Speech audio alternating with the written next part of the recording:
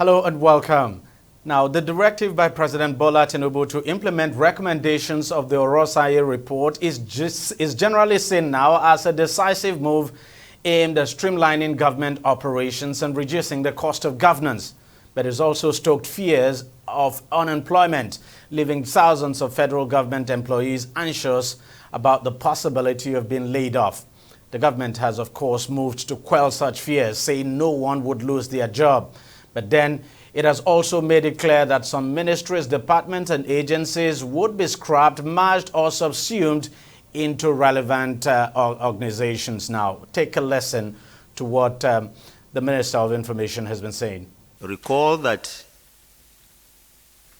in 2012, the administration of former President Goodluck Ebele Jonathan instituted the so-called Oronsaye report.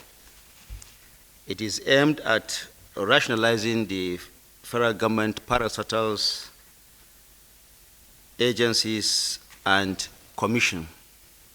Now, a paper was turned in 2012, but the implementation got stalled.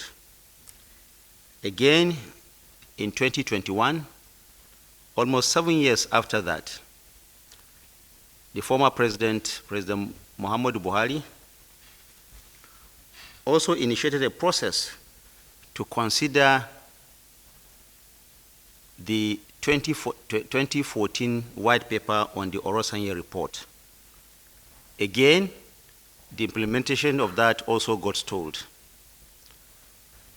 Now, instead of the rationalization that Oronsaye report was aimed to achieve, many other agencies and commissions were established.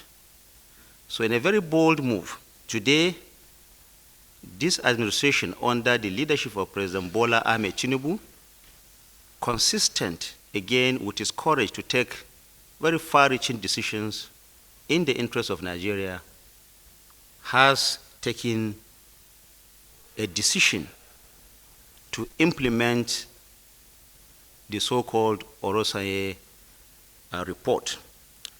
Now, what that means is that a number of agencies, commissions, and some departments have actually been scrapped. Some have been merged, while others have been subsumed. Others, of course, have also been moved from some ministries to others where government feels they will operate better. Like I said, those scrapped include the Pension Transition Arrangement Directorate. It has been scrapped. The National Senior Secondary School Education Commission is also being looked at with the aim to modify some of its processes, and a final decision on that will be taken. Now, at the end of this exercise, we are going to give you a clean copy of all those agencies that have been scrapped, modified, subsumed, or moved to other ministries. Like I said, this is a very far-reaching decision. It is aimed, one, to fine-tune and to restructure government operations as a whole. Second, in line also with the vision of President Bola Ahmed Tinubu to reduce the cost of governance.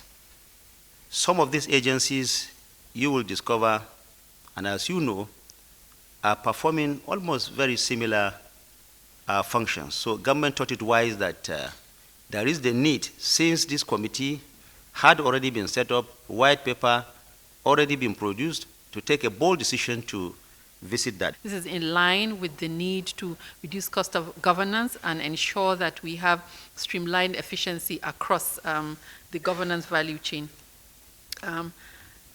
We would go through quickly the list of agencies that have been so earmarked to be scrapped and their functions moved to ministries and agencies, and those merged and those to be subsumed. For agencies that are required to be merged, I'll take it.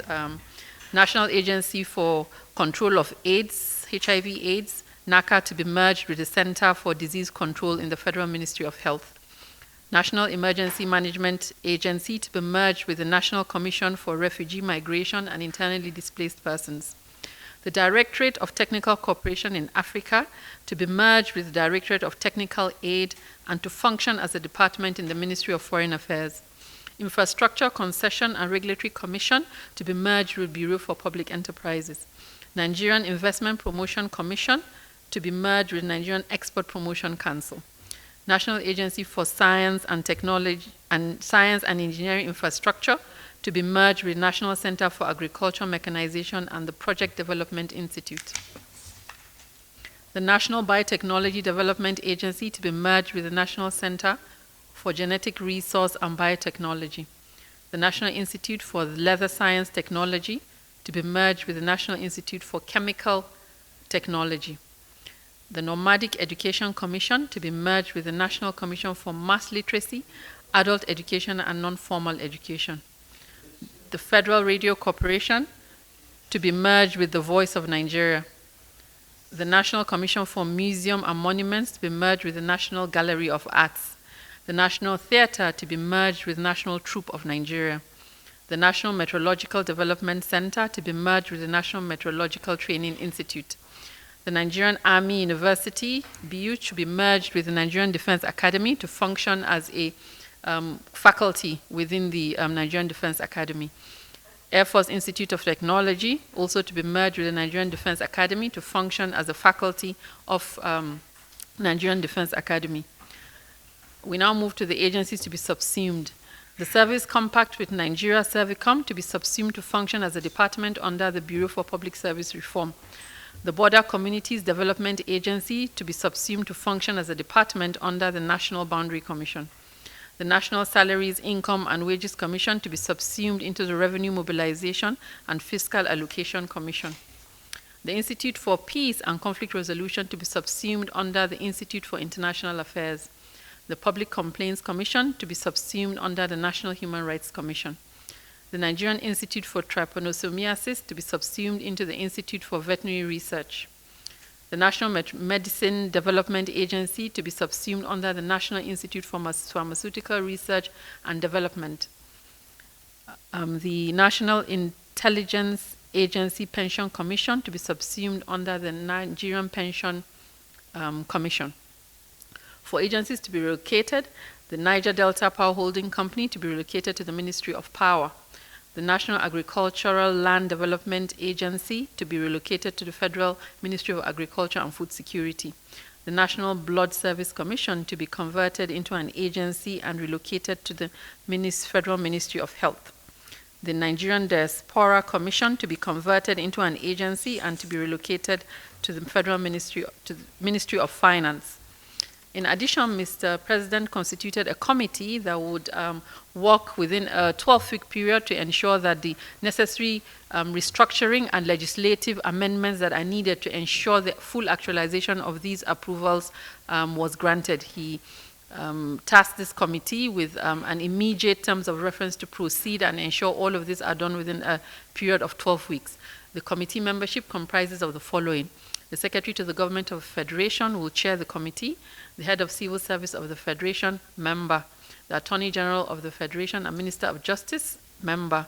The Honorable Minister of Budget and National Planning, member. The Director General, Bureau of Public Service Reform, member. The Special Advisor to the President on Policy and Coordination as a member.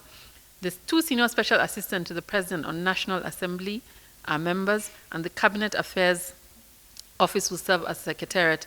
The committee would look at the administrative restructuring and also the legislative amendments required to ensure the full implementation of the recommendations. There are other aspects of recommendations that have also been passed to the committee to relook at. It's important for us to appreciate the bold approval granted by Mr. President at the Federal Executive Council. This has been a recommendation that has been, I think, in the Nigerian discourse from 2012. We're here in 2024, and it's so been approved. And the aspects that are applicable to mergers, as I said, subsuming and scrapping and relocation of agencies are those that have been so considered, arising from the totality of the panel report. Now, submitted in 2012, the Oronsaye report on public sector reforms identified 541 statutory and non-statutory federal government parastatals, commissions and agencies to be slashed or subsumed. The 800-page report recommended significant restructuring, including slashing the number of statutory agencies from 263 to 161, scrapping 38 agencies, merging 52, and reverting 14 to departments within industries. It's estimated that the Nigerian government could save over 241 billion naira now if the report is fully implemented. However, mixed reactions have trailed the directive now of the president. While some say the requirements are outdated, or recommendations actually are outdated, others say the full implementation of the report will not substantially reduce the cost of governance, as it does not reflect the current realities in the public service of the Federation. Now, Nigerian lawmakers have also asked the president to comprehensively review the report before implementing it. Joining me now to discuss this further is Inyobong Usen, who is the head of Research and Policy Advisory Unit at Budgit. He joins us from another part of Lagos. Inyobong, thank you very much for your time. I know your organization has done a lot of work. I mean, you've done a lot of work on this, the Oronsaye report. You've written so much on it. You know, from 2012 to this period, now we're getting this implemented, or well, not implemented. The president has asked that it be implemented. We know it will take some time, but what's your take on this and the controversy that has trailed the president's directive? Yeah, so I'd like to, thanks for having me, DEJI, and good afternoon. I'd like to take it, from the top. Government runs its business through, the efficient and effective operations of the public service. But what has happened since the 70s till date is that, the scope of the operations of the public service moved from core policy formulation, coordination and implementation, into active participation in, productive sectors of the economy through the establishment of ministries, departments, and agencies of government.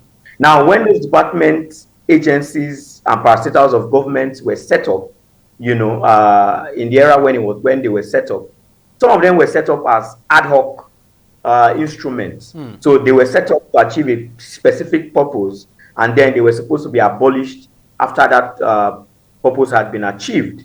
But what has happened over the years is that these ad hoc bodies, transmuted into some form of permanent institutions, with overlapping functions across board. And we've seen that successive administrations have created new bodies, created new ministries, departments, agencies of government that have become redundant. As a matter of fact, there are over 200 bills sitting before the National Assembly, bordering on the establishment of new agencies, new parastatals, as the case may be. So that tells you that, that arm of government, together with their collaborators on the executive side, are not relenting on creating, new ministries, departments, and agencies that the government cannot, afford to fund. What has happened over time is that these agencies, especially these ones with duplicating functions, have become a place where politicians, just side projects or place projects, to be able to enable or foster state capture. And I would draw your mind to a couple of examples. So if you look at the Border Control Agency, yes, right? You ask yourself, what is the difference between that and the National Border Agency? So you find a lot of different agencies like that that have been set up, and you cannot really pinpoint the real functions of these agencies. By the time you now go to the capital budgets of these agencies, you will see that a lot of the projects that have been allocated to these agencies to implement are projects that they neither have the mandate nor the capacity to implement or monitor the implementation of these projects. And they have become a source of leakage for the very, very, minute revenue that we're able to generate as a state. And it has, they have become a source of crowding out, investment in other critical sectors of the economy. So while, this is late in the day, but there's never a too late time to start. It's important that as it is now, looking at, the fiscal space, looking at what exactly capacity to generate revenue is, that we start looking at areas where we can cut costs and redirect, some of those savings to more critical sectors of the economy. All right, so we've had so many people, quite a number of people now come out to say that, look, that the report is too old and that you can't achieve any result at all with the implementation of the report, and that the government would be saving absolutely nothing at all because things have changed. What would be your response to that kind of opinion? I mean, I beg to differ a bit, even if there's some truth that some aspects of the report, events might have, overrun some aspects of the report. I mean, if you look at the period between when that report was released and now, a lot more agencies, departments, commissions have been, have been formed, including some ministries. But the truth is, there is still a lot we can do with the implementation of that report. The aspects I do not agree with is that it's not possible for you to implement that report without people losing their jobs, because we will all agree with the fact that there's redundancy within the public service. And the only way we're dealing with redundancy is to, to get rid of the excess weight. But that is where the problem is. Agencies, departments, parastatals of government, and allow the private sector room. You would need to give, the would-be investors or whoever will take over these assets. I mean, ideally, they should have the powers to hire and fire whoever will be working, in those agencies that will be privatized, as the case may be. If you take an example of the refineries, there's no way any serious investor would take charge of those refineries, as a commercial entity and not do away with some of the dead weight in a lot of those places. So that's the aspect of, the narrative that the current government is putting out that I think is not possible with regards to implementation of the report. There are some other aspects of the report that I do not agree with. For instance, the need to, to abolish the Fiscal Responsibility Act, and the need to merge the Fiscal Responsibility Commission with RAMFAC. I do not think that that's the best thing to do. It's not best practice. It's important that there is an independent fiscal, institution that is able to be the check and balance, against government. So with some recommendations along those lines, I feel like an agency like that is one that should, remain, or rather should be strengthened, should be made autonomous so that they can enforce fiscal discipline, ensure fiscal transparency, and sort of foster accountability, especially around how Nigeria's meager resources, are managed. But, you know, let's go back to that issue of job losses that you talked about, saying that you do not agree with because the government has come out openly to say, look, there'll be no job losses. People will not be laid off. They will only be reassigned to various departments and all of that, or ministries and all of that. So the challenge here is, how does the government deal with this? If the government lays people off, especially at this time, then there's every possibility that it just may not be able to push this through. Because don't forget also that, you know, for the government to actually implement this effectively, in most cases, it would need the buy-in of the National Assembly, because there are cases where the law would need to be changed, or the act would need to be changed to be able to merge or scrap some agencies. So I'm just wondering, you think this whole idea of people losing their job will really fly?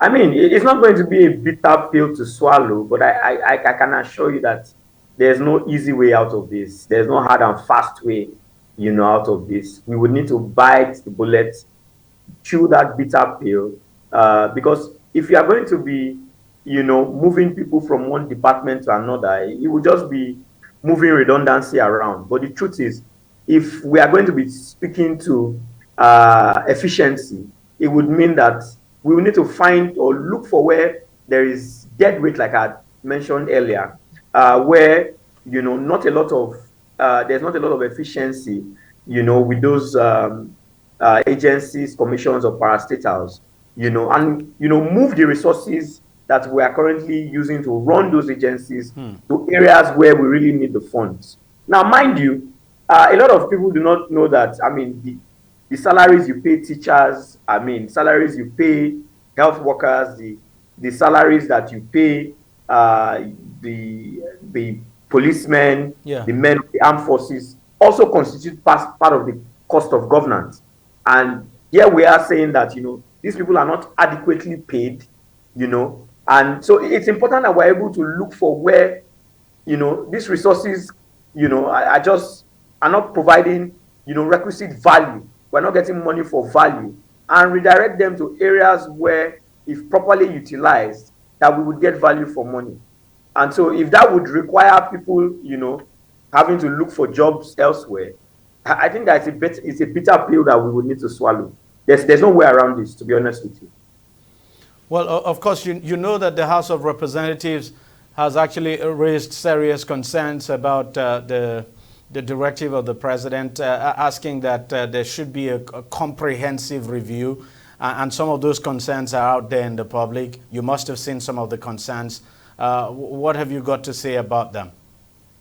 I mean, I'm not surprised that you have some of these concerns from the National Assembly and some other interested or invested groups. The truth is, with the way some people are recruited into the civil service, there's some quota system. So there might be one sultan or emir somewhere, and is given a quota to recommend people who should make it into the service. The same happens with some members of the National Assembly. And so you would expect that, you know, if this kind of rationalization, you know, happens, that some of the persons who got into service as a result of this quota system would be affected. You would expect that the persons who put them there would react in this way. But the truth is, we cannot continue to fund, or we cannot continue to afford, you know, this level of inefficiency in the system. It doesn't take us anywhere. We have to be able to think as a collective. That for us to be able to develop collectively as a country, there are certain very hard decisions that must be taken. It might affect somebody close to you, close to me, but that doesn't take away the fact that these are things that need to be done, and need to be done as quickly, you know, as possible. Let me ask you this. Do you think the government would actually be saving money, you know, in carrying out this exercise, if, for instance, some people were not laid off? If some people were not laid off, if they would be saving money.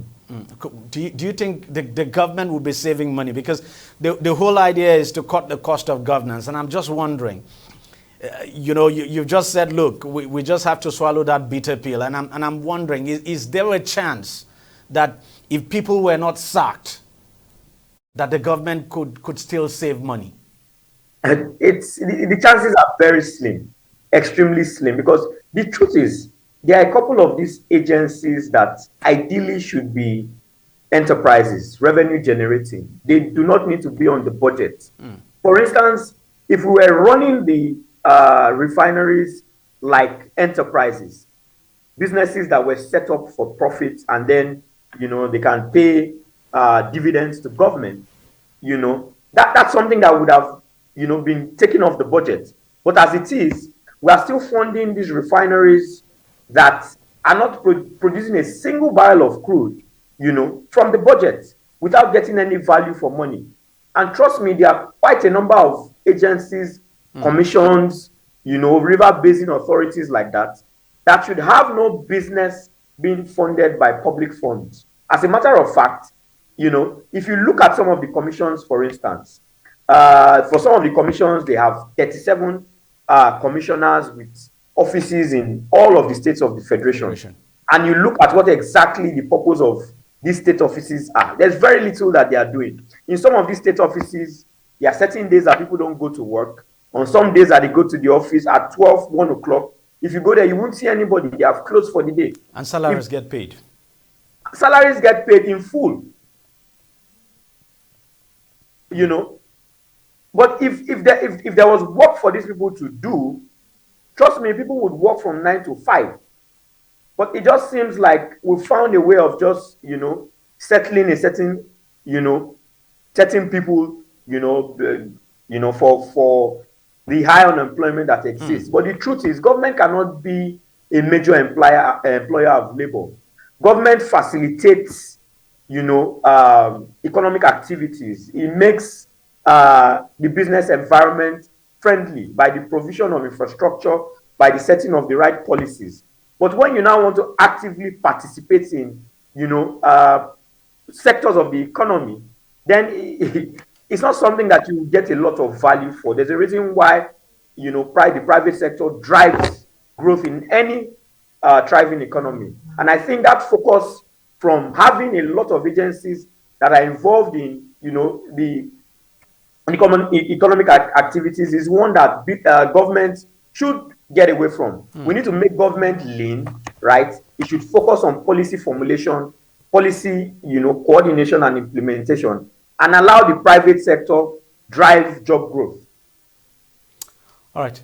Neobongusen, the head of Research and Policy Advisory Unit of Budgit, thank you very much for coming on the program. And thank you for sharing your thoughts with us, as always. Thanks for having me, and have a lovely day. Yeah, thanks a lot. We'll take a short break and we'll be right back. Stay with us. Don't go away. Opinions are free, facts are sacred, but truth is universal. How, in practical terms, can we, for instance, de-escalate the tension? President must see himself as the President of the Federal Republic. We know where the enemy is. 3 places. The Lake Chad Basin, the border area between Nigeria and Cameroon, and then the Sambisa Forest. On DEJI360, we give you a complete dose of everything. Opinion, facts, and undiluted truth. I hardly believe what politicians say in this part of the world. A new Nigeria is possible, a future is possible. We delve into the issues, dissect it so that you can understand it, and use it to take action. I don't think there's any need for any governor to look for grant for ranching. DEJI360, dissecting the issues.